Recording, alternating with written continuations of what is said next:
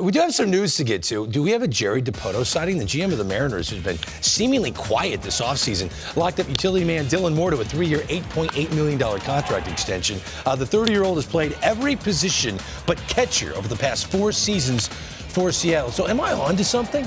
Is A.J. Preller the new gunslinger in front offices? What has Jerry Dipoto been doing? Well, in November, they got Teoscar Hernandez. That's a big deal, I guess, right? I mean, it's a legit bat. So there's one move. Okay, Jerry, there's one.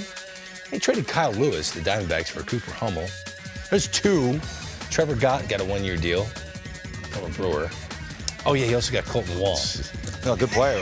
That was a big deal. Toro and Winker. Maybe I'm wrong. Okay, Jerry, I'm wrong. You got Pollock got a 1-year, $7 million deal, and then Dylan Moore. So let's see where he stacks up in the American League. The Mariners are still tied with the A's and the Red Sox for the most moves this offseason. So even when it feels like he's not doing much, yes, the Mariners are still moving and shaking. Well, that's why, he's so prolific in what he tries to do and is wheeling and dealing all the time. He's the only family man I know that can get away with having 4 cell phones, because he is on the cell phone all the time trying to make deals.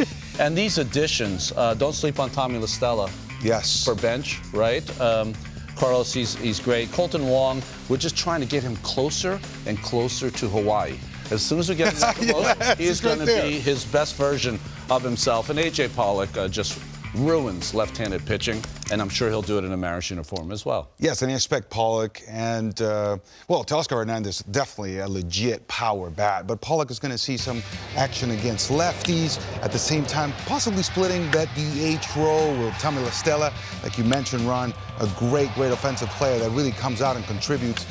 And Moore is one of these guys that is so versatile. I mean, this is a good sign. We're talking about possibly one of the best utility players in the game right now, quietly, by the way. Steals bases, plays defense, doesn't hit for a lot of average, but he walks a lot as well. So he's a threat to score a run often, and this is precisely what you need if you want to win ball games. I don't know how you guys feel. We showed a lot of tape with Teoscar there. Yeah. Teoscar Hernandez. Don't you feel when you watch him play or you watch his numbers at the end of the year, there's got to be more there, right? Yeah. Right? We haven't seen the best of him yet. Yeah. No, I think we're all in agreement there, especially if he's the centerpiece to the middle of the lineup. Because remember, Julio Rodriguez is their leadoff guy. Then they have Ty France sitting right behind him. They've been thin in the middle of that order. He's going to fit in perfectly as a run producer because Julio's going to steal a bunch of bags. He's going to be fun to watch. We talk about the lineup. They're probably going to score runs, even though they didn't do that in the 18-inning game, the final playoff game they played at home. Felt bad for all those fans. But from a pitching perspective, Ron, they seem loaded. Like, this might be the best starting rotation in the division, and that's taking into account the Houston Astros just won the World Series. Verlander's gone. So going into opening day, do you think the Mariners have the best starting staff? And what do you think is the key for that rotation for them to actually get over the hump and make it even deeper? Well, I feel like Logan Gilbert now is established, so I'm not going to worry about him. I think he's on his way to pounding out 32 starts a year, giving you 180-plus innings a year of excellence. I think George Kirby is the key to this staff because he had an amazing year last year, 22 walks in 25 starts. The postseason game you were talking about with no runs scored, he pitched the first 7 for the Mariners, 7 scoreless. So I think when you have a young pitcher who's coming off a fantastic freshman campaign, can he repeat it? Not the sophomore jinx, I don't believe in that, but it's really hard because teams, they're going to get a clue into George Kirby, a clue how to attack him, and is he going to make that adjustment? I'm sure he will. But a strike thrower, and if he has a big year, that's going to really solidify that young part of that staff. I'm glad that you pointed that out, the fact that he's got great control. Now, it's all about strategy. We've been talking the last couple of nights when we've been on, Ron, about the strategy of pitching, and that's where you grow. Now, look, if you look at his numbers, he was very solid as a rookie campaign. But now to go ahead and accompany Logan Gilbert, you could possibly see 2 budding aces, really, in this game, and the Mariners are just on the cusp of just bringing him on, but it's going to be from between the ears, right? The strategy, the control, he has it, so he knows where to spot it. Now it's going to the right place. He can dot it, but you want to dot it at the right place. Pitch in when you have to pitch in. Pitch away when you have to pitch away. He's got the control. So I expect big things from him. And no, I do not believe in the sophomore jinx. Not with him. Now, I love how you guys talk about Gilbert and Kirby. I look at them as future aces, but what you're saying is symbolic of how dangerous this team is, because the guys they're paying to be aces, Ray and Castillo, are games 1 and games 2. Matter of fact, I think Castillo is the key, because if his changeup continues to be as dominant as it's been, Ron, he could be a Cy Young contender in that ballpark, in that division.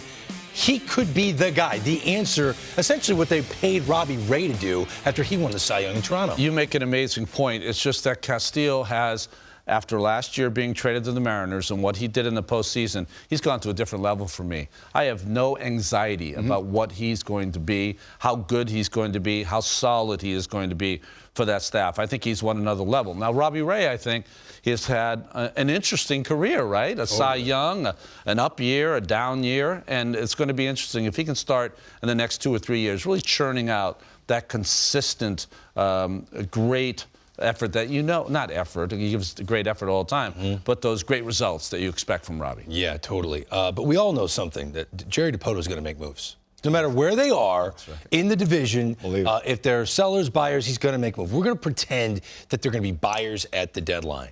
What move do you think? We all know I like to make predictions. You love predictions. So let's just get ahead of it now. I'll save mine for the end. It's a doozy. Is there a trade that you believe Jerry Dipoto will make at some point in 2023? Well, I left it generic because I think he's going to acquire a starting pitcher at some point. We've talked a lot about Gilbert, and we talked about Kirby and Castillo and Ray. But depth, I think, is just so important when you have young pitchers out there, because you're going to try to kind of mitigate their work, make sure that they don't get overdone out there. And I think it's going to be a good starting pitcher that comes from a team that thought they were going to be in it and not in it. He's going to acquire that person. Okay. Like Castillo, maybe not as good as Castillo. All right, so you don't want to be super specific. Yes. You're missing out, because if you nail this, we bring it back and you celebrate it for years to come. So, Carlos, go ahead. You going to be specific? I will be specific about this one. Look, Brian Reynolds has been very open about wanting to go somewhere else to win. And we know the bat that he brings to the table. If midseason they need a bat, I see Jerry Dipoto. Look, this is ambitious. It's going to cost him. But Jerry knows how to wheel and deal. Going after a guy like Reynolds will be absolutely huge to just boost that offense. That's a big name. Yes. Mine's a little bit bigger. Sorry to upstage you, buddy. I hate doing that to you. So I just said that, A.J. Preller has taken the moniker as the ultimate, modern-day trader Jack McKeon, right? Well, if you're looking at the Mariners, I like J.P. Crawford, but his bat really regressed, got off to a hot start, and he's really not a thunderous offensive player at short. Colton Wong's going to play second base for the near future for the Mariners. There is a shortstop that I don't think is going to be happy playing in the outfield in San Diego. Wow. And the Mariners have a surplus of young pitching, and there will be a lot of starting pitching coming off the books in San Diego. I think these two front office rock stars get together to make a mega deal where the Mariners will inevitably acquire Fernando Tatis Jr., who then will be the shortstop of the M's. Imagine Tatis and J-Rod in the same lineup. Wow. Electric. You don't mess around, do you? See, you go for the jugular. But this is it, Ron. You remember what I just said, how I prefaced my entire prediction, like, this is bold. This is going to be difficult to get. And he goes for Tatis. Well, the only way you're going to get Tatis is if the Padres don't have the kind of season that they expect to have. And if they have the season they expect to have, they're on their way to a magical year. We'll see. I mean, you just don't know what you're going to get with Tatis. Is it unique? Is unique tricky? Is that I'm telling you, yeah, it's really tricky. The scar is actually a purple color right now, which means I got to go with it.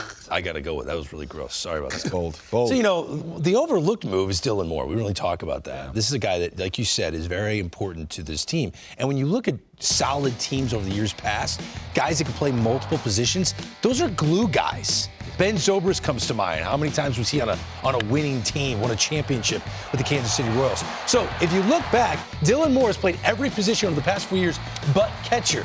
Let's clean that up because, Bert Campaneris was the first to do this in one game. played all 9 positions for the Philadelphia A's in 1965. Can't be Campaneris to his friends. Exactly, but yeah, can't be. So he did it in 1965. There was a guy that became the first National League player since 1918 to play all 9 positions in one season, a guy you know well. Jose Oquendo did it in 1988. Wow. My teammate in AAA and in the major leagues with the Mets until he was traded to your Cardinals. This was awesome. And he was the secret weapon. That was his nickname. That's right. He's just one of the nicest people I've ever been around.